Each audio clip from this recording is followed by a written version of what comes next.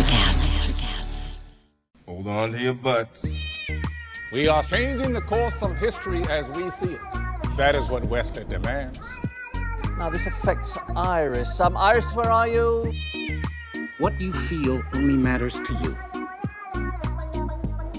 I do not entertain hypotheticals. The world as it is vexing enough. Iris, I have a tip for you.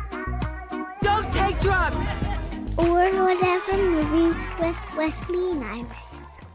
What up? And welcome to Or Whatever Movies. I'm your co-host Iris, and I'm here with my older brother, Wesley. Today we're talking a movie from 1997, The Edge. The Revenant Light. Jaws with claws. All right, quick questions. Okay. Anthony Hopkins, was he ever young? Well, yeah, he was, but not really on our radar. I mean, Silence of the Lambs, he was already graying, and that was 1991, I think, is when it won Best Picture. Now we're talking a quarter century earlier when he was an action star. Yeah, quite a lot of action in The Edge. All right, second question. Alec Baldwin, does he ever get old? Oh, yes, he definitely gets older. Remember we talked about how ineffectual he was at fighting Henry Cavill in the Mission Impossible movies a few years ago? Right. How they go head-to-head, toe-to-toe. I mean, he's not even that good at fighting Anthony Hopkins in this movie. Nor the bear. Anthony Hopkins takes care of that. Yeah, they both get, thrown into the water, but Charles gets up and finishes the job, whereas Alec Baldwin would have gone all grizzly man. Speaking of the bear, fifth billed cast member Bart the Bear. And rightly so. Bart the Bear is the bear. That would be the man, but he's a bear. What other movies has he been in? I mean, he was in The Bear. The eponymous The Bear? Right, but not even his first Anthony Hopkins movie. Bart the Bear was the bear in Legends of the Fall, although they didn't actually share scenes together, he and the bear. Okay, so can you connect Bart the Bear to Kevin Bacon? Absolutely, and easily so. Let's see, Bart the Bear with Brad Pitt, Legends of the Fall, Brad Pitt, Kevin Bacon in Sleepers. Wow, 2 degrees of Bart the Bear. Yep. Okay, The Edge. How do you distinguish it from River Wild? A completely different movie. The only, well, that's also a Kevin Bacon movie, but completely different. The only similarity is that there's a river in both, kind of a river. So basically you're saying they don't compare. River Wild does have some betrayal and guns and junk, spoiler, but that's really... No, it is. It's man versus nature as far as conflict goes, and also man versus man. Can you imagine John C. Reilly as a bad guy? I can imagine him as a sad clown. He played Mr. Cellophane in Chicago. Exactly. But this is definitely man versus nature as well as man versus, and even kind of man versus himself. Yeah, very deep. All right, last question. Go. Name another Morse billionaire. Mr. Morse. That sounds awfully familiar. It sounds like a Christopher Nolan thing or something. David Morse and James Morse. I don't know.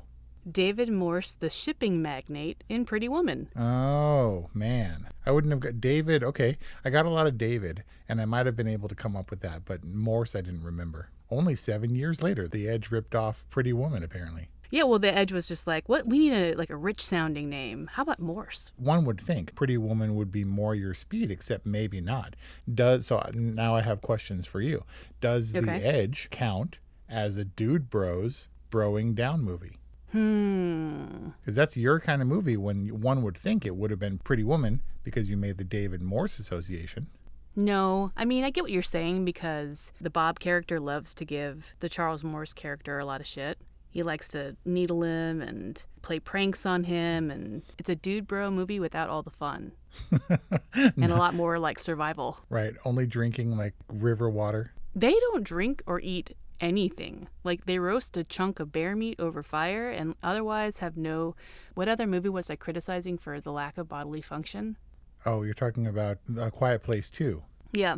Yeah, they don't eat or drink anything. I don't know how they manage. Also, their beards. There's a little bit of beard continuity issue, too, and they should have gotten skinnier. Maybe. I'm not sure how long they were out there, but by the time things got dire, they were just starting to show some stubble. They were out there for a while, but it wasn't like months and months, although it turned from cold to very cold to like winter flurries cold, right? But going back to Bob, as opposed to Charles, the Alec Baldwin character, He obviously turned out to be not so great. He was a little bit rounded. He wasn't just an outright murderer.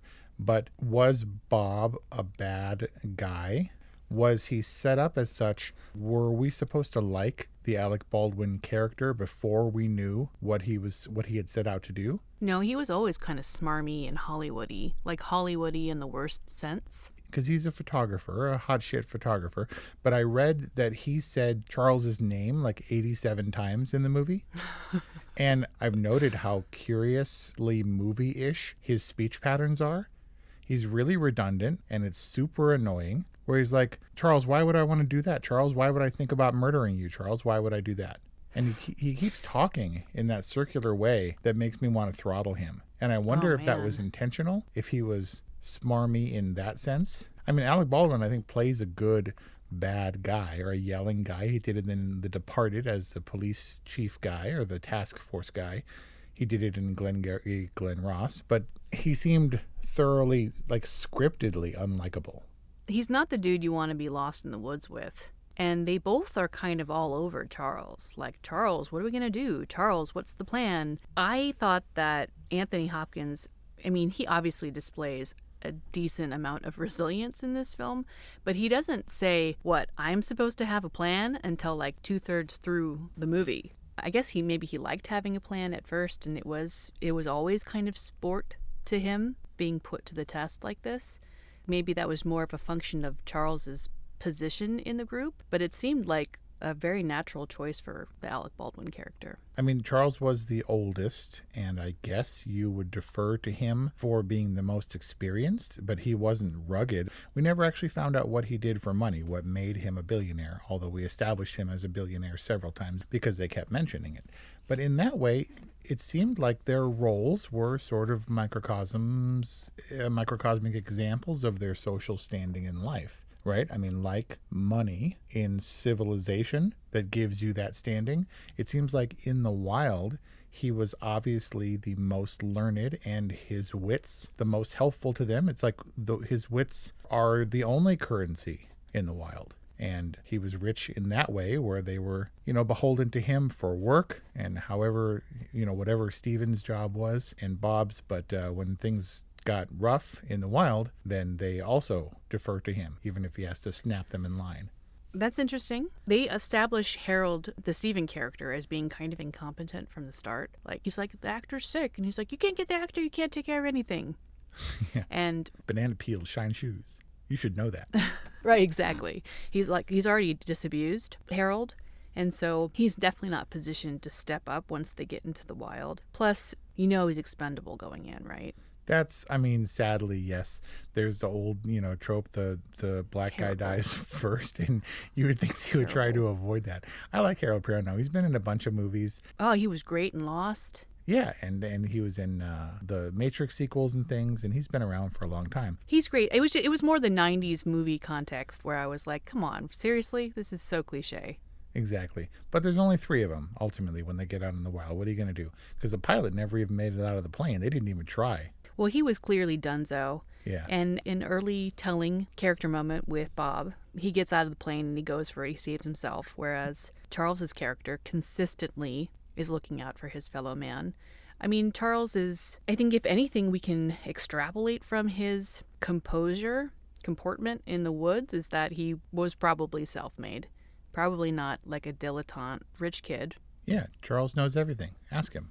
Obviously a smart guy. And, maybe wiser because he's older. But I figure there can be a lot of dumb millionaires, right? You can get lucky. You can, like you said, inherit money or find your way into wealth, but not billionaires. I'm pretty sure there are relatively few dumb billionaires, right? He probably has some wherewithal, and that applies to all areas of his life. It seemed like he was an all-around smart guy in a way that not everybody can apply their book learning to their morals and principles. The point is that Charles is a smart guy, and that smarts, although he says he has no imagination, the direct application of his learning was evident, even if it doesn't directly apply to their current situation, rather helping Stephen with a stitch in his side, or calming Bob the hell down when they miss the helicopter, and he's like, fire from ice, tell me how, and he's like sobbing and snotting in the grass. Right, even though they're not in an immediate need to turn ice into fire, he's using it to distract him from basically from falling into complete and utter despair.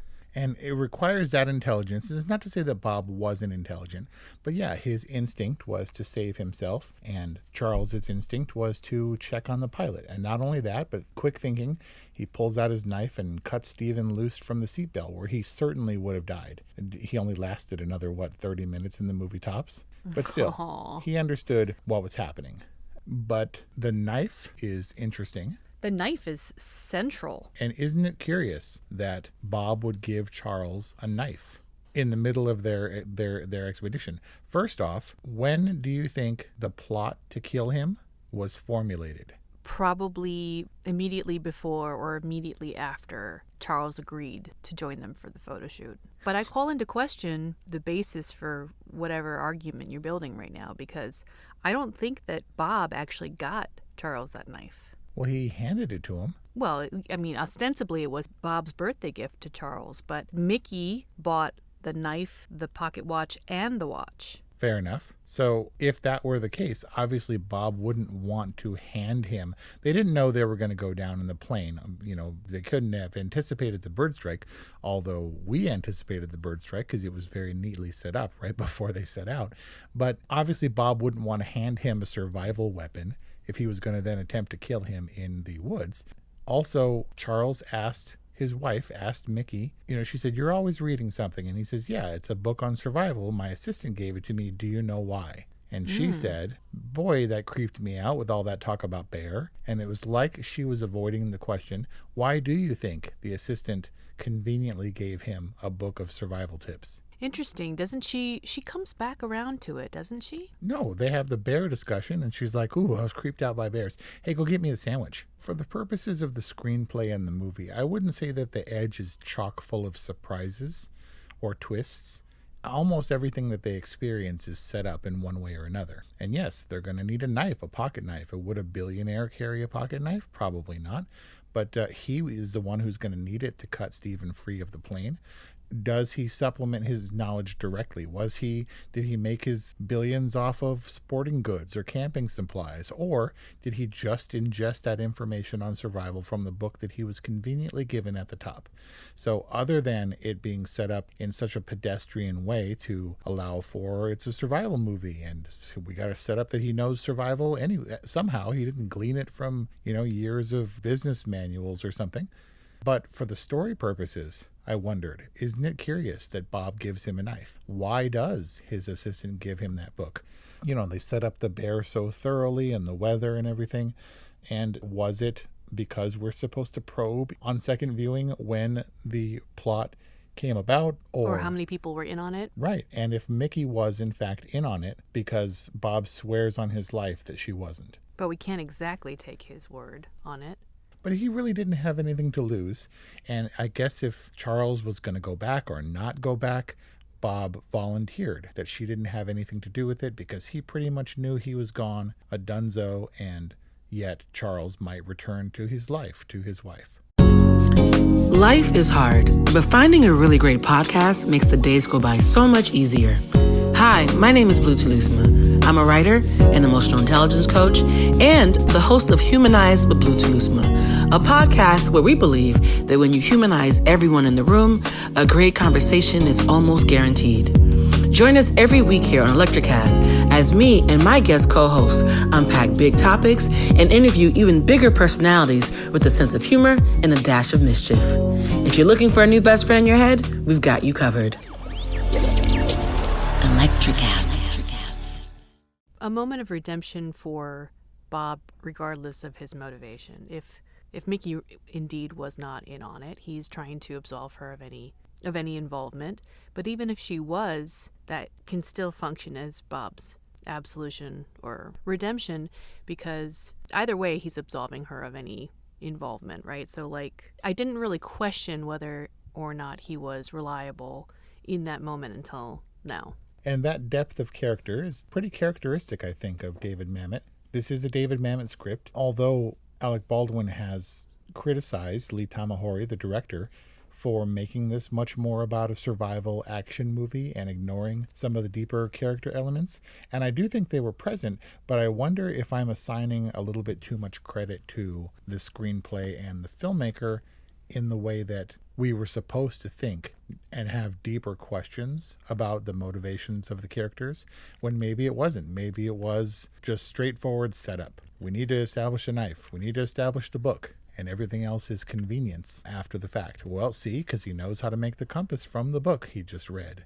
Definitely a tight little script, and I'm thinking that it succeeds in the sense that these story points that could be perceived as really convenient work because they seem so plausible. Regardless of its content, it's very plausible that the assistant would get the boss this kind of curio antique survival guidebook. It's like tantamount to giving him like an antique almanac or something like that. Like, isn't this cool? Like, what do you give a man who has everything? The knife, because of how it's so utilized throughout the story, you can't think of the Edge without it. It saves Stephen's life. For a while. It actually ends Stephen's life, technically. Oh, because he... we don't know how, but he somehow gashes his entire leg open. Grievously. And then there's the spear, like countless applications, right, for that knife. That's why they call it the Edge, I bet. So it's just so integrated that I would never question Bob's choice. But I do think it's important to note that slip reveals that, that it wasn't really even Bob's gift. It does make sense that his assistant would give him a book on the wild, and his wife would give him the knife, being that Mr. Morse, the billionaire, is going along on this photo shoot to the remotes of the remote wild of Alaska, or it was filmed in Canada, but it felt very Alaska to me. And maybe it wasn't all planned out, because you wouldn't give Charles those gifts if you were going to then murder him.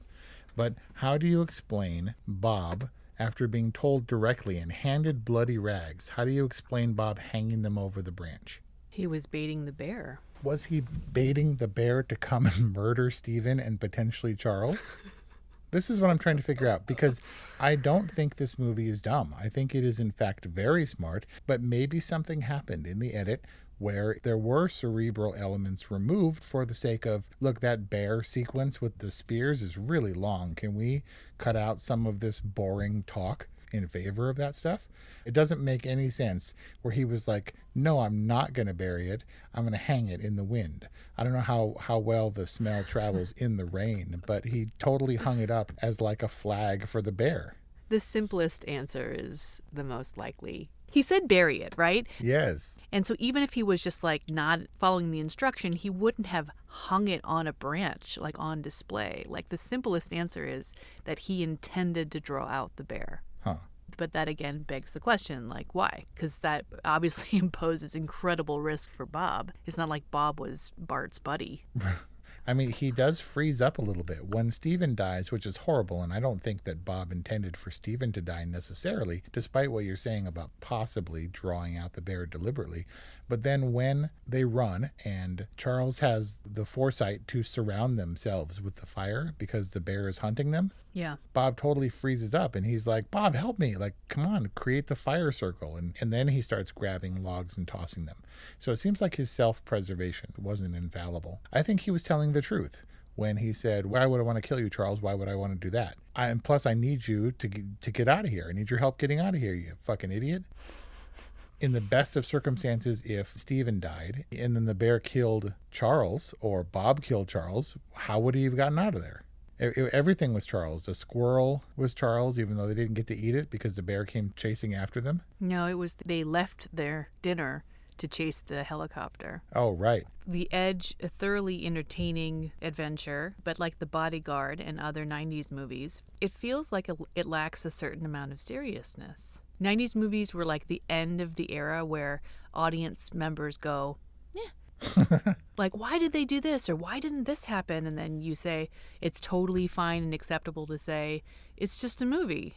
I mean, I can't help but feel that way, yes, just because of how convenient everything is. It seems like the gimmick of this movie is all the useless knowledge. And wouldn't it be, I love trivia. Wouldn't it be amazing if some old dude actually got stuck out in the wild and had to put all his book knowledge to the test? That seems like the gimmick that this movie became, and it could be slight, except that I feel like David Mamet is above that and has certainly demonstrated that in some of his other scripts, but it maybe got dumbed down. And yet there's the subtle commentary about classism, maybe. If you wanted to read into that, absolutely. But the counter-classism argument for this is another 1997 movie that you might recall, Titanic, where all of the rich people are completely helpless and running around like expecting other people to solve their problems. Yep. I guess the difference being that there was no one who could help them. I mean, Charles would have happily checked out of the situation to have some roughneck in a helicopter haul him aboard and solve his problem for him. He wasn't looking for a life-changing experience. It maybe just came about by way of accident, and he ultimately appreciated that. It could be a pretty cryptic closing line. My friends, they died saving my life. You know, when everything that we saw was anything but. But it was more of a metaphor for what they did for him? Yeah, the things that they went through together encouraged him to fight so that he didn't die of shame in the woods. And ultimately the test of fortitude, the validation of his life when Bob accused him of only saving him because he didn't have a buddy, and how pathetic that was, and how everybody's chasing him. Which he didn't deny. No, he didn't.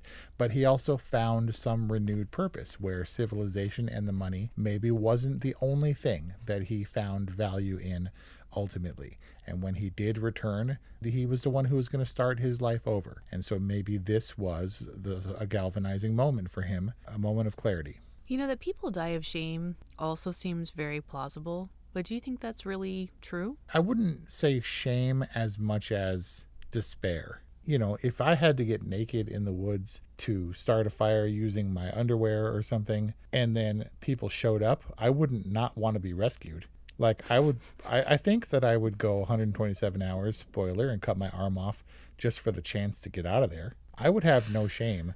I would feel despair because I would be exhausted and tired, especially if all my efforts went to waste. If I traipsed over the mountain to arrive back at my campsite, I might be filled with a little bit of hopelessness. Hopelessness rings very true to me. And this movie appeals to me in a very, I like trivia. You know, I'll like store a bunch of useless information. And you're like, what would you do with all that information if we didn't talk about it in the podcast? So I very much get that. I regret that I don't have the other component of Charles and that he's a billionaire. But I like this idea where they take the clever stuff that you read online and you're like, oh, that would be useful if I ever got lost in the woods. And they actually used some of it. And it wasn't like everything magically saved them. The compass, in fact, threw them off and hurt them more than it helped them. But ultimately, it was fortitude and cunning that saved their lives. His life, anyway. And a beautiful setting and a fun action movie where I think Bart maybe should have gotten fourth billing. Who was billed above Bart? Because Bart is awesome. Elle McPherson. Okay, I guess. So Brian did end up watching this with me, kind of, you know, did one of those things where he's like, I got a lot to do, and then he kind of meanders over and then gets stuck and can't get up. Had he seen it? He had, but not for many, many years, probably since 1997. But we definitely played the bear game where you're like, real bear, fake bear.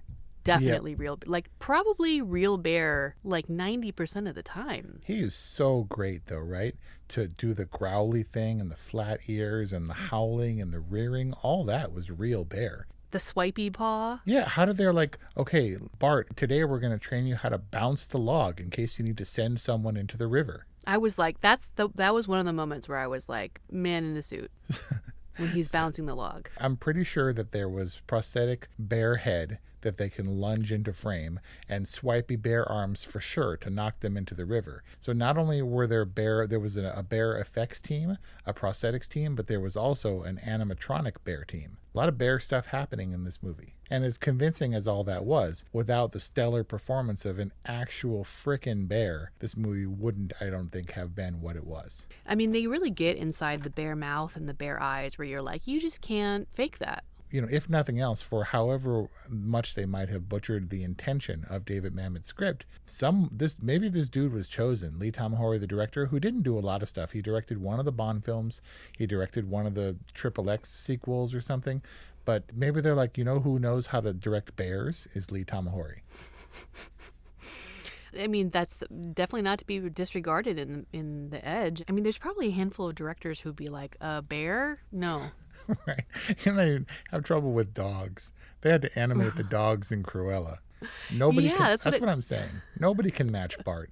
And it was sad. We lost him in 2000, but there have, the dude, his trainer is still going, and there have been many successive Barts. Because maybe this Bart bear, the first one, maybe he was like the Dakota Fanning of bears. What does that mean? Like unnaturally talented.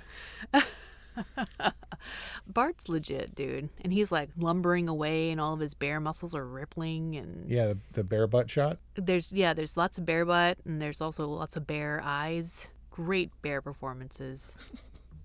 So those are the poster quotes. Either great bear performances or Bart's legit, yo. I am tending towards the quotes that are more like, not so random or off topic and a little bit more applicable to the film itself. So that's a good one. That is a Yeah, good one. neither of those are at all off topic for this movie. He has to feature prominently on the cover art because they're fighting him as opposed to fighting themselves. So when we sat down to watch this movie, I was definitely questioning the motivation. Like, Brian's like, why are you watching this? And I was like, I don't know. Wes said that you wanted to review it. But you basically answered my question that you really do every now and then think about this totally random movie and want to sit down and watch it. Yeah. And do you think there are other people like you? Yes. I don't know how many people know about this movie. I'm not sure how well it did, but it probably wasn't the prestige piece. It wasn't the Dances with Wolves of the late 90s or anything. I like this movie. I figured you would like this movie. Dad would like it. Because of the sausage fest nature of it, I wasn't sure how receptive Kelly would be. But then I noted that every existing remaining movie that I have every intention of sitting her down and more or less forcing her to watch are kind of dude-centric. It's just movies that I, grew up with. The other ones she would have seen already. I mean, just like a very tightly controlled film, tightly written script, human drama playing out on a wild stage. And like you said, there's all these different levels of man versus nature and man versus man and man versus himself, which I think adds an appropriate level of complexity to an otherwise pretty simple, straightforward, thrilling action film, adventure film. Do you think, therefore, that The Edge hits the right tone? We can forgive some 90s convention and some racial indiscretion. Maybe it wasn't quite as action-packed for some people, and maybe it wasn't quite as cerebral for other people. I like this movie, but I think to use The Bodyguard analogy, there's a reason why I haven't thought about The Edge since 1997. I mean, I guess what I'm saying is I do like this movie. I think it's a good movie, and that's my official rating, but it doesn't feel like a totally movie to me. And if that's where you're going with this, I'm going to need some more justification. It is tight, but it's so tight that it doesn't breathe maybe where it needs to. This could have been the 3-hour Dances with Wolves epic, where it could have been more cerebral, more introspective, contemplative, but it wasn't.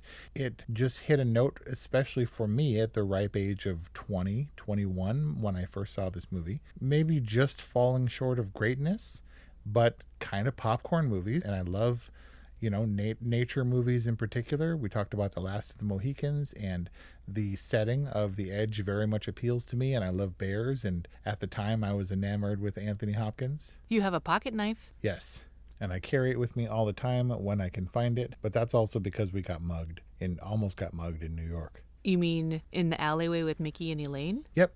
And the logic there is that if I carry a knife, if someone mugged me, I would be able to do something about it. If I were put to the test, if I were brought to the edge, I'm pretty sure I could survive by stabbing someone. If you got jumped in the alley, you'd stick somebody. It's nice to think that I would. It's nice to think that I'm pretty sure that if I were in the wild and my life depended on it, I could pull from the mistakes that Alexander Supertramp made in Into the Wild. I could refer to The Edge and any number of survival type movies, and I'm pretty sure I can get out of there. Yeah, the closest I can get to shame is self-pity. Like, I could see self-pity taking you down. Not you specifically, but like a person out in the wild feeling bad for themselves. Yep. The hopelessness could maybe end there. I mean, I would definitely like to believe that in a life or death situation, I'd like to think of myself as a person of action. But now I'm to the age where I haven't had to do that stuff. And so I'm like a billionaire in calories. Would you have eaten Steven? Yes, I would, if it really came down to that. But I also would have left him out for all the other animals, so I have some plausible deniability. I wouldn't want people to know that I had eaten Stephen if I was coming back, especially if I were a person of, of stature. If I were a billionaire, like, you can't be like, did you eat your assistant after he died? Like, you didn't kill him so you could eat him, right? And on that note, and all right. I like this movie. This is a strangely fun popcorn movie that The Revenant couldn't aspire to be. And part of me worried that Kelly would regard this as Death Slog Through the Snow, the prequel. Or I guess historically far later, the sequel. But still, it feels fun and full of bears.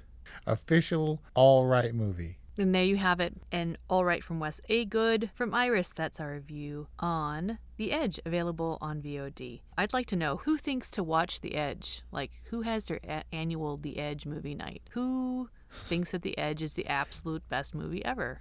Do you know, I just read something like that. I just read, oh God, now I got to find out who it was. Someone said it. Hang on. There it is. Jenna Fisher of The Office has cited this as one of her favorite movies and that she makes an effort to watch it every year. You know what I'm going to do today? What are you going to do now that you have a day off? I'm going to go watch The Edge. 818-835-0473. That's our hotline. Or whatevermovies@gmail.com. Thank you for listening and bearing with us for yet another super random review. Oh. Bear with me. On our discussion on The Edge. We'll see you next time. Welcome to Ringside with Ray and Prince. My name is Ray Leonard Jr. Oh, is that the dad? No, that's just my dad. My name is Prince Daniels Jr. Daniels again with a big home touchdown. On this show, we come to humanize Athletes, entertainers, business executives. We're going to see what makes them tick. Tuesdays, 10 a.m. Pacific time on Spotify, Apple, Amazon, and wherever you get your podcasts. We'll see you there. Peace and power. Electricast. Hi, I'm Mark. And I'm Peter.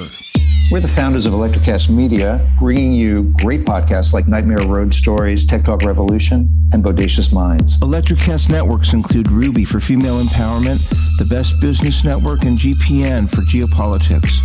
We built this company to create community and amplify diverse voices, and we really appreciate your support. So, keep listening to Electricast podcasts and hear the culture. Electricast. Electricast.